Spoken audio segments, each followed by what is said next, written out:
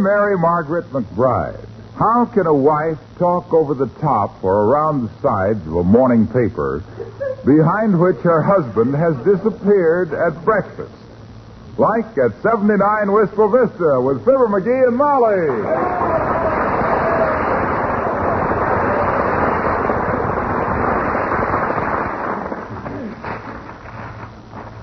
McGee, are you still there, dearie? Sweetheart, this is WIFE calling HUBBY. Come in, HUBBY. Over. Huh? Oh, are you speaking to me, kiddo? Yes, if you'll pardon the familiarity. Oh. Now that you've read the paper, what's new, you? Fascinating story on the front page. You know the old guy that hangs around the corner of 14th and Oak selling razor blades, pencils, and hot chestnuts? What about him? He died last week. 99 years old. Oh. No family, no friends. And $50,000 sewed into the lining of his ragged old overcoat. Impossible. What's impossible? To have $50,000 and no friends? Nobody knew he had it. He lived all alone in a piano box back in the alley. He was a Herman. Hermit. Herman is a man's name. I know. It was this man's name. Herman the Hermit. Herman Steinway was his real name, according to the paper.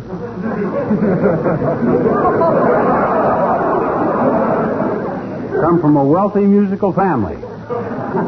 He was the black sheep. They cut him off with $1 in an old piano box. Well, if he'd have been more upright, he might have had $1,000.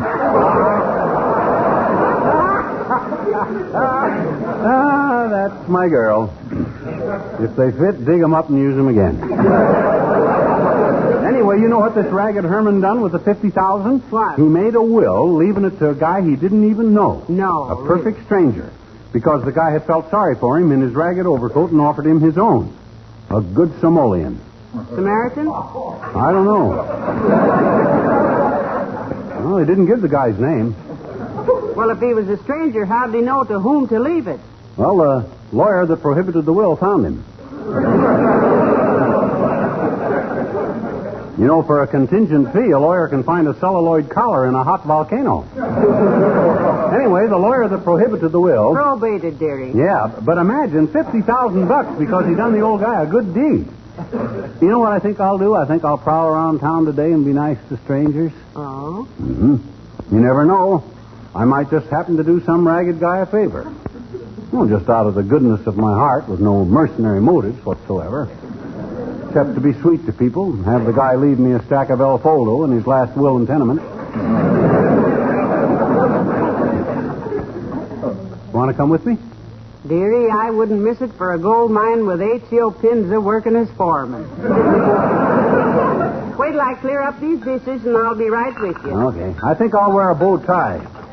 I always feel more naive and lovable with a bow tie. And if some rich Herman should have... Now, who do you suppose that is? I don't know, but I hope he's in trouble so I can do him a good deed, a favor. Come in. Oh, hello, Mr. Oldtimer. Hello, daughter. Hello, Johnny. Just passing by, so I thought I wouldn't.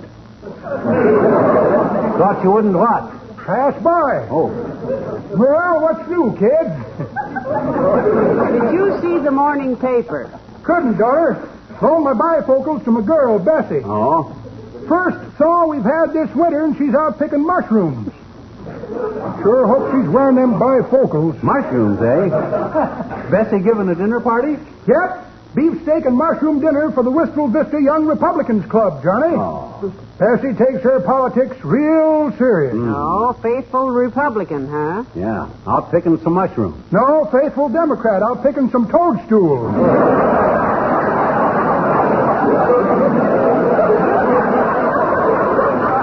Oh, well.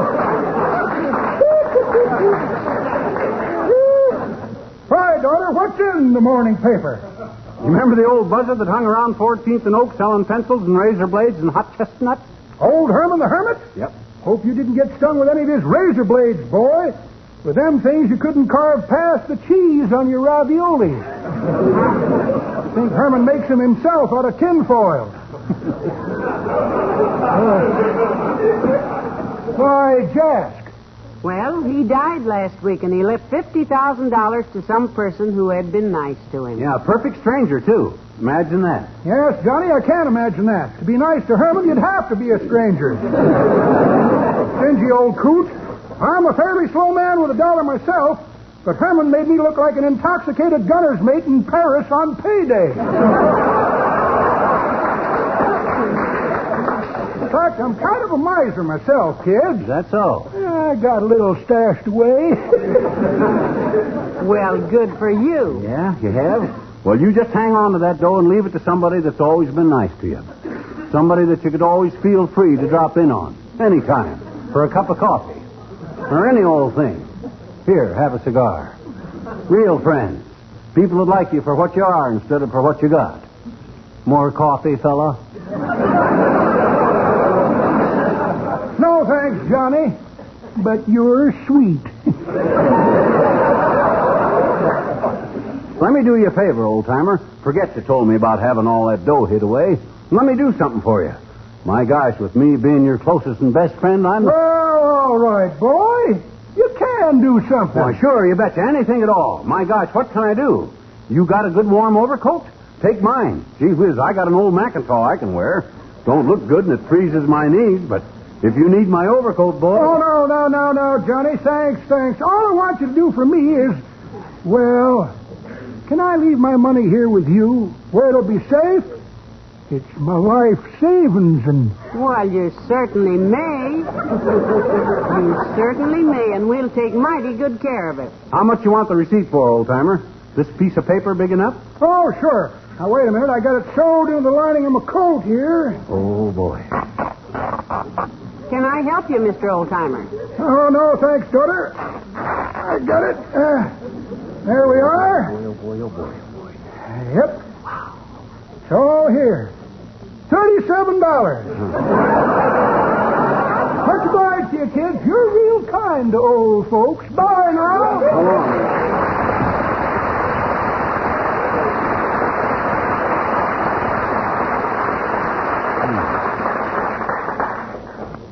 $37.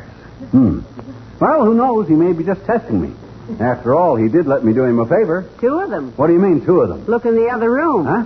He left his old overcoat and took yours. Oh. Well, Samaritan, shall we go downtown? Leave us be off.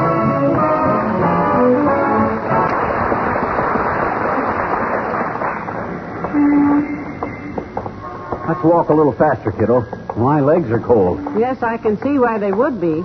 That's an unethical Mackinac. Yeah. It hits you below the belt. But if we walk too fast, you won't find anybody in trouble to do a good deed Oh, for. I'll find somebody then. Hey, look. Look, a guy lying on the sidewalk up ahead there. Oh? Why, he's fainted. Oh, come on. Look at how shabby he is. Yeah? Another Herman, I bet you.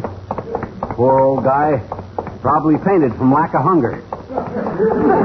Ain't this wonderful? I'll give him artificial perspiration. Yeah, but McGee now. Maybe you shouldn't... Here, hold my hat.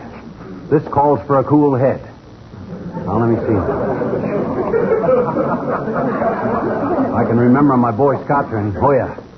Straddle the recumbent body. Press the hands firmly against lower ribs. One. Hey, what's that? Get off my back, you rum-dum. What do you think you're doing?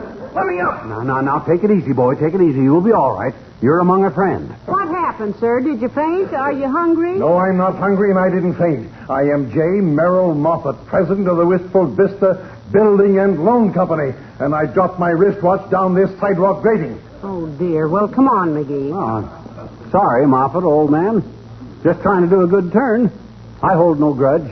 Just because you weren't sick or drunk or didn't need any help. I was only... Oh, be quiet, you idiot, and tuck your shirt in. Of all the disgraceful exhibitions I ever saw. Hey, Molly.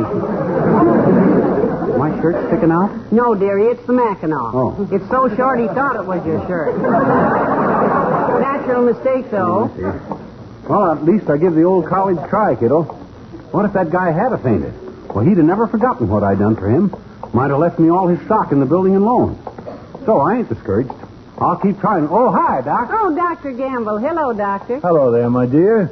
And good morning to you, too, Bubblehead. Where'd you get the small caliber jacket? Steal it out of the third grade cloakroom at the schoolhouse? Doctor, I refuse to be insulted. I've took up a new hobby. I'm a good Samolean. Samaritan. I go around and give everybody a helping hand, irregardless of race, creed, religion, or how much dough they got stashed away. All I want to do is to be nice to people. A friend of man, woman, and beast. And speaking of beasts, is there any favor I can do for you today? Son, you have more weird poses than a model in an itchy bathing suit. So now you're a good Samaritan. Yep. What's his angle, Molly? Well, Doctor, in the paper this morning. Oh, I see. Herman the Hermit. Yeah. Left $50,000 to a friendly stranger. Yep. So now little Chiselfinger is bouncing about, being helpful, hoping he can save a ragged but grateful millionaire whose brakes have failed on his wheelchair. Oh, brother. How optimistic can you get, Wobble Brain? Well, he's not doing this for mere money, Doctor. He says. He just wants to be friendly to everybody, particularly everybody who has no other friends or relatives to inherit their money. You betcha. My gosh, anybody think I was simply out to make enough impression on some ragged hermit that he'd leave me his dough? Aren't you? Sure, but it's kind of a nasty thing to think of, mister. You sure I can't do you any good turns, Ducky? Just any little thing, Doctor, like shaking down your thermometer or one of your wealthier patients. No, but I will say this, McGee. Your attitude has impressed me so much. Thank you, Doctor. And your sincerity is so obviously, well, I'm making out my will this afternoon, and I'm going to leave you... What are you going to leave me, Doc? Standing here. Hold on.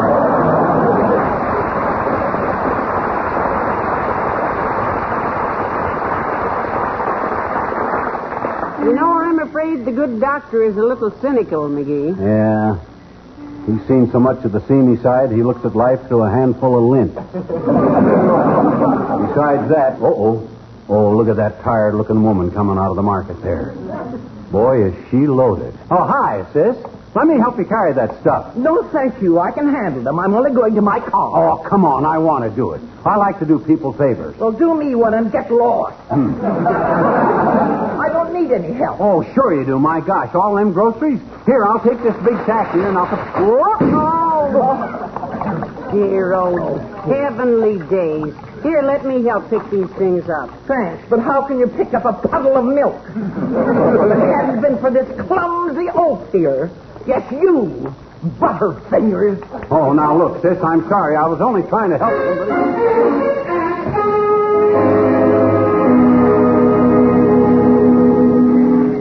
And you say you saw the whole thing, Mr. Wilcox. Then why didn't you come over and help us pick up the stuff? Well, I didn't trust myself. Didn't trust yourself to what? Well, you know me, the pet milkman.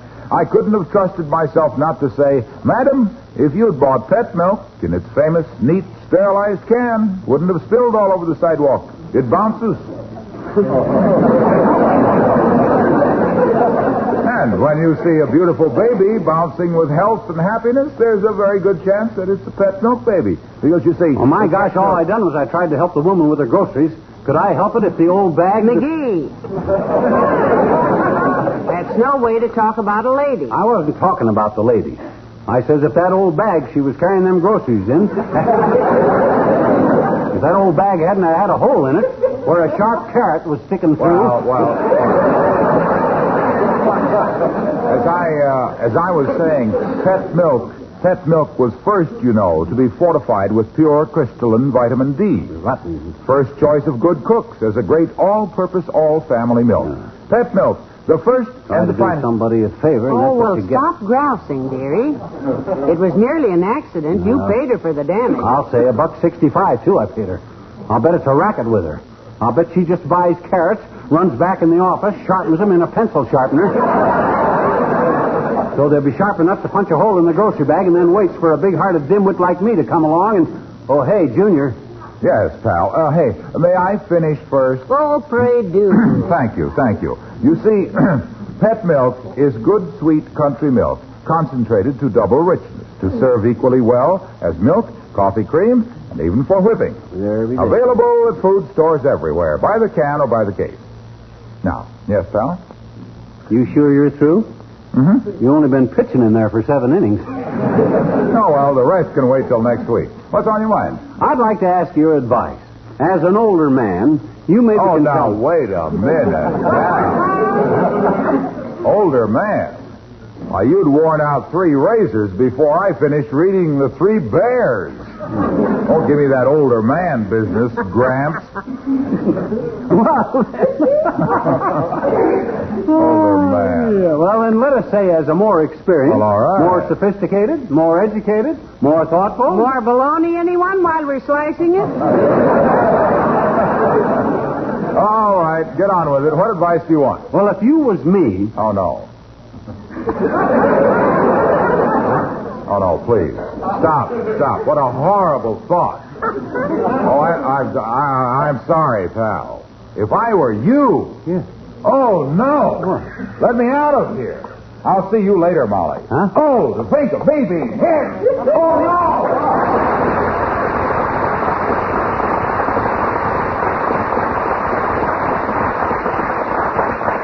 Well, the idea didn't seem to appeal to him, did it? Why should it? If he was me, he wouldn't have the strength of character to handle my problems, and he knows it. Oh, well, let's move on and see who I can do a favor for.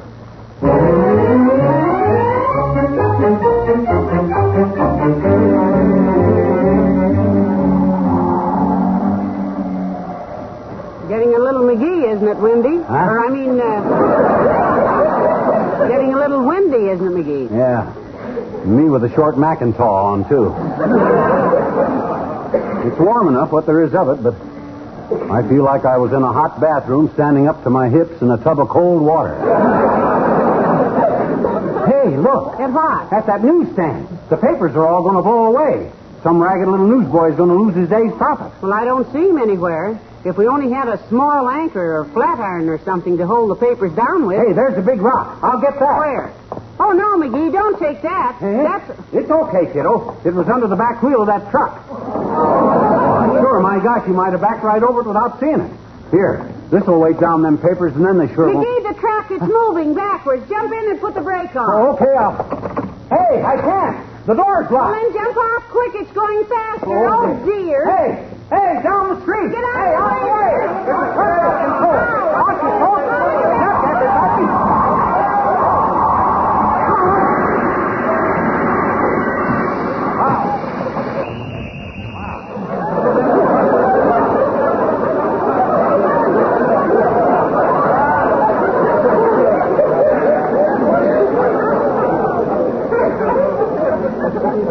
Heavenly days, right through the window of Kramer's drugstore.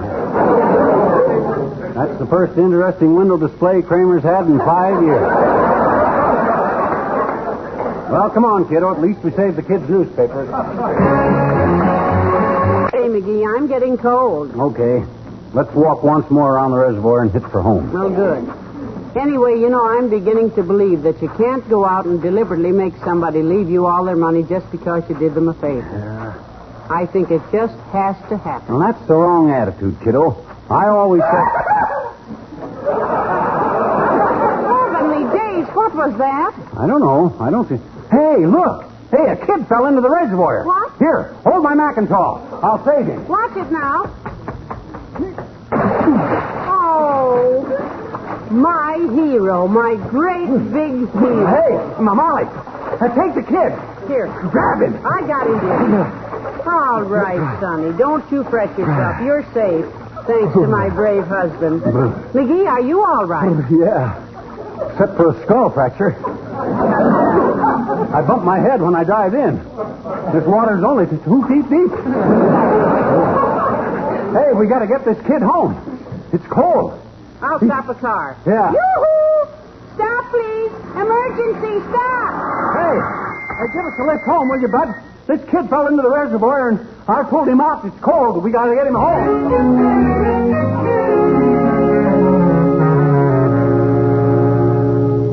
Are you still chilled, dearie? Want another blanket and another hot buttered root beer? No. Oh, I'm fine now, thanks. Imagine you saving the life of little Huntington J. Crumford, the son of the rich millionaire. Yeah. And think what his father, the Huntington J. Crumford, will do when he gets home from the office and they tell him who saved his little boy. Yeah. My goodness, the least he can do is to... I hope that's the old timer bringing me back my overcoat because I... Come in. Good evening, madam. I am Huntington J. Crumford. Oh, how do you do? I'm sure, Mr. Crumford. This is my husband, Mr. McGee, the hero who saved your little boy. Yeah. What do you mean, save my little boy? Hero my elbow. That kid is the junior swimming champion of the state. And that water was only 2 feet deep. Yeah, but... And besides that, he lives just across the street from the reservoir, and you had to ride him around in the car for 20 minutes before you took him home. Well, he was laughing so hard at my husband's chattering teeth that he couldn't tell us where he lived. Anyway... Well, after this, mind your own business. Huh? He's always falling into the reservoir. Wasn't bad enough you had to spoil his fun, you also made him lose his sailboat. That cost me $15. How did we lose his... Your husband smashed it flat with his head when he dove in. I'll give you just 2 days to replace that sailboat, or by thunder, sir, you'll hear from my attorneys.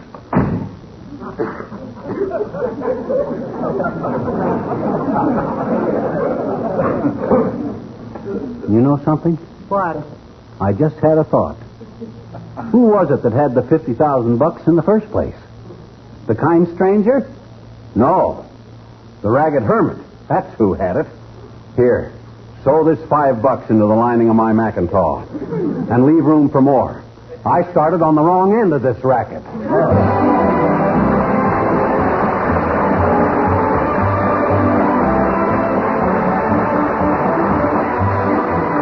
Fibber and Molly return in a moment.